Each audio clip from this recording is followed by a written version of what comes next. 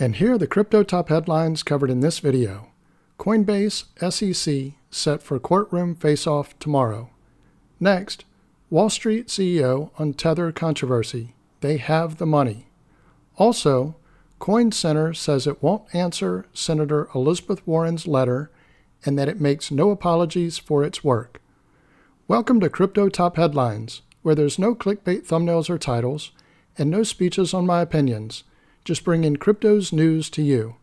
We are a new channel here on YouTube and would greatly appreciate it if you would click on the like and subscribe buttons as well as the notification bell. It does help support the channel, so thank you in advance for doing so. Now, on to these headlines.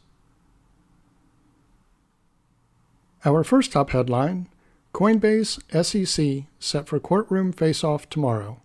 While motions to dismiss are generally a long shot, Coinbase stands a chance in getting the SEC's lawsuit thrown out, at least in part, attorneys say. Months after trying to toss the U.S. Securities and Exchange Commission's case against it, Coinbase will soon face the agency in federal court. Oral arguments on Coinbase's motion to dismiss the SEC's lawsuit, filed last June, will kick off in Manhattan Wednesday morning. Legal experts and crypto fans say the exchange has a solid chance at getting its way. The SEC sued Coinbase in June 2023, alleging the publicly traded crypto exchange was operating as an unregistered broker, exchange, and clearing agency. The agency claimed 13 cryptocurrencies available on Coinbase are securities: Solana, Cardano, MATIC, File, Sand, Axie Infinity, Chiliz, Flow, Internet Computer, Near, Voyager, Dash, and Nexo. Coinbase in August argued that the SEC was overstepping as none of these tokens meet the classification of a security. Lawyers for the exchange further argued that the regulator had allowed the exchange to go public via direct listing in 2021, an effective seal of approval on Coinbase's business operations. The SEC has violated due process, abused its discretion, and abandoned its own earlier interpretations of the securities laws, Coinbase's team wrote in the August motion. But there is a more fundamental problem with its case, one the chair recognized 2 years ago, and that entitles Coinbase to judgment on the pleadings now. The subject matter falls outside the agency's delegated authority. Wednesday's hearing presents an opportunity for both sides to plead their case to presiding Judge Catherine Polkadot, who could opt to dismiss the case in full or in part, send it to a jury trial, or issue a summary judgment. A full dismissal is a long shot, a person familiar with the matter told Blockworks, but the fact that Fela has opted to proceed with oral arguments, a fairly rare occurrence in early motions to dismiss, is promising. It's not Fela's first case in crypto realm. In August, she dismissed a class action complaint against Uniswap, noting in her opinion that Ether is a crypto commodity. Fela also said in her opinion that Congress and the courts have yet to make a definitive ruling as to whether to classify cryptocurrencies as securities or commodities. Its classification, some argue, could help Coinbase as it seeks to dismantle the SEC's stance that it is facilitating securities trading. Based on this judge's prior dismissal of the Uniswap case, her clear understanding of the technology, her finding that ETH is a commodity, and acknowledgement that Congress should be involved in the process, I'll be very interested to see how this plays out, Jeremy Hogan, managing partner at Hogan & Hogan, wrote on X. Fela may rule tomorrow on the motion to dismiss, or more likely, take several weeks or months on her opinion. Should the case not be dismissed in full, the parties will move on to the discovery stage, where each side will request documents and information. Let me pause here for a moment. If you're getting value out of this video, please click on the like and subscribe buttons as well as the notification bell.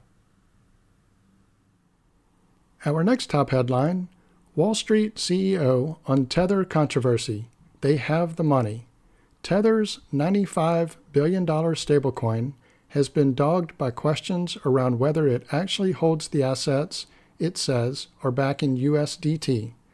Cantor Fitzgerald's Howard Lutnick, whose firm manages money for Tether, says it does. Cantor Fitzgerald CEO Howard Lutnick vouched for stablecoin issuer Tether's legitimacy on Tuesday, addressing what has been one of the big questions in crypto over the years, as its stablecoin USDT has grown into a behemoth. Does Tether have the money it says it does? They have it, he said during an interview with Bloomberg TV.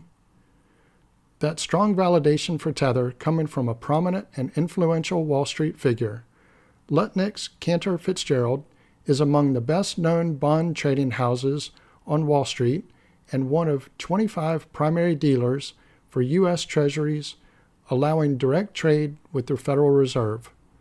The stablecoin issuer has long been under the microscope for its backing of USDT, which, with over $95 billion in market capitalization, remains the most widely used stablecoin in the world. I manage many of their assets, said Lutnick, who brought up crypto in the interview that was streamed live from Davos, Switzerland.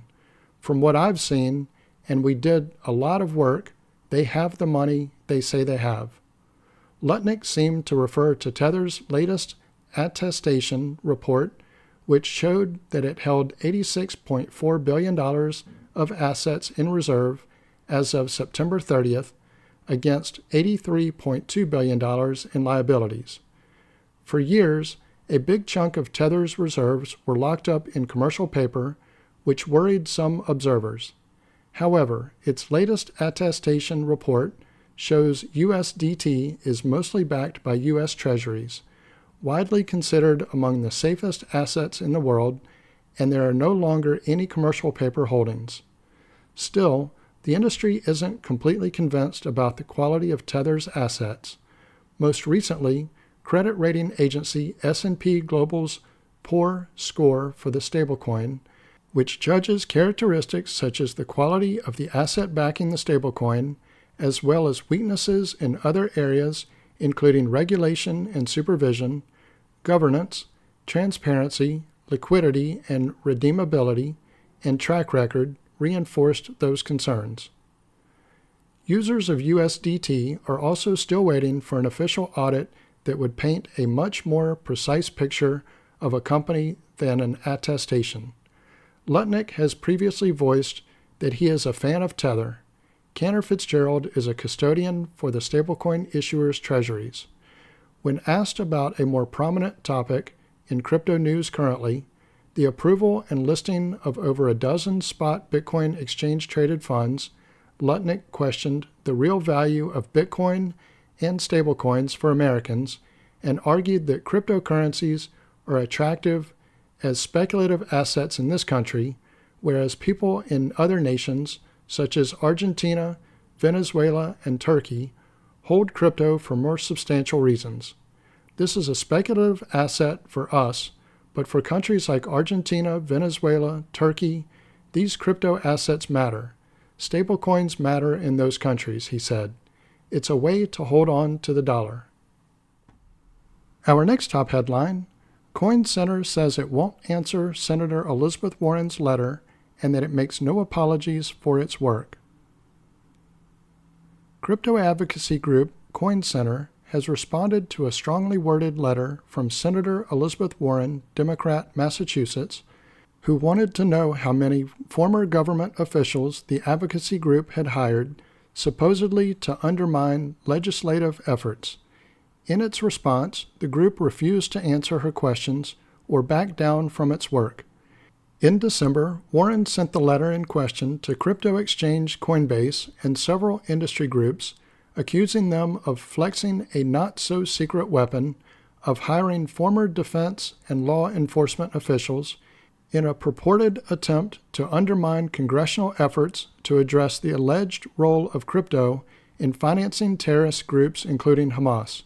This abuse of the revolving door is appalling, revealing that the crypto industry is spending millions to give itself a veneer of legitimacy while fighting tooth and nail to stonewall common sense rules designated to restrict the use of crypto for terror financing.